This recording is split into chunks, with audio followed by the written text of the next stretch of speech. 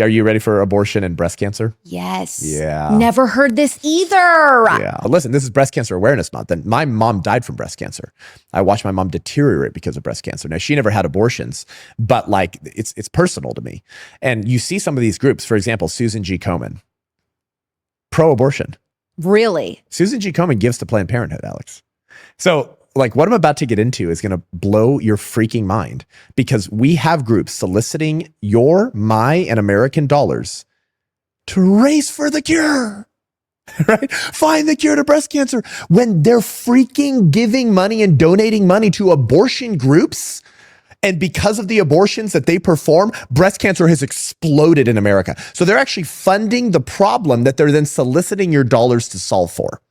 And the data that you're about to hear, just like abortion and mental health and preterm labor, I'm convinced, Alex, you're going to go, what the? Okay, so just buckle up, everyone. Put it on. Okay, and we're going to send you all the citations on this. You go, fact check me. Before I give you the data, Alex, this is a helpful point of comparison for your listeners.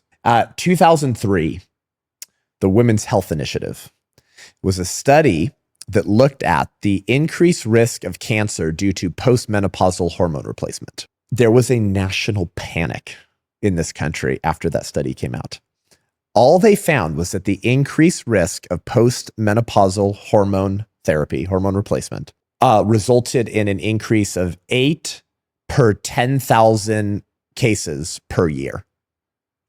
So postmenopausal hormone replacement, 8 per 10,000 women getting cancer per year. Not a huge increase, but this incited a national panic of women who were taking it after menopause. I've talked to OBGYNs who were practicing medicine in 2003, and they're like, oh yeah, oh my gosh. That was a huge thing. They were like, that was crazy. I mean, what do you think an honest media would do with the data and information I'm about to share about abortion's impact on breast cancer when postmenopausal hormone replacement only resulted in 8 per 10,000 women per year increases in breast cancer? If that incited a national panic, what do you think the data we're about to? I'm dying to know what this number is. Accountable media do with this information? I'll tell you what an honest, truthful, true journalism kind of media would do with this information. They would incite a national panic, the level of which makes the Women's Health Initiative 2003 study of postmenopausal hormone therapy on breast cancer look like child's play.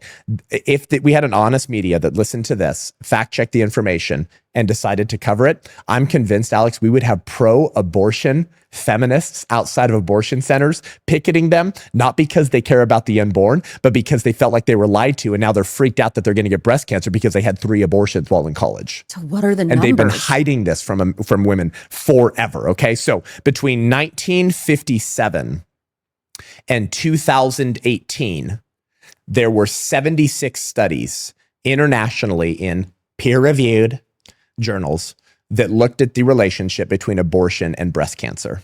Okay? 76. 60 of the 76 from 57 to 2018 showed a positive relationship between having had an abortion and increasing your risk of getting breast cancer in the future. And more than half of those 60 had a statistical significance that met or exceeded the 95th percentile. This is going to burn the pro-choice movement to the ground if enough people talk about it. That's right. And that's like a gold standard, by the way, 95th percentile. So let me say it again, 1957 to 2018, 76 studies, 60 of the 76 positive association. More than half of the 60 had a statistical significance of that relationship that met or exceeded the 95th percentile. How many studies, you know where I'm going, of the 76 did the National Academy of Sciences include in their book, The Safety and Quality of Abortion Care in the United States, when they gave 1.5 pages of treatment to abortion's impact on future breast cancer risks? How many studies did they look at? Probably 3. 2. Stop! You almost nailed it. Stop! 3, Alex. Oh, and all 3 came from the 16, because 76 studies, 60 said yes, from the 16 that said there was no relationship between it. So they always take the minority of the ones All that of said this there is isn't. fake science. They put 3 into their one book. And let me just say it again for the 15th time on this show. That book, The Safety and Quality of Abortion Care in the United States by the National Academy of Sciences, is the gold standard, most cited document and authoritative source to justify the claim that the entire culture tells young women that if you have abortions, don't worry. Don't worry. Nothing negative will ever happen to your health in any way, shape, or form in the future. In fact, it's safer than childbirth, right? So we've just set the stage now. And have you shared this info on any other shows? No, I thought I'd finally get this all together for you. So Thank you, Seth. Oh my gosh, Seth! yeah, isn't that crazy?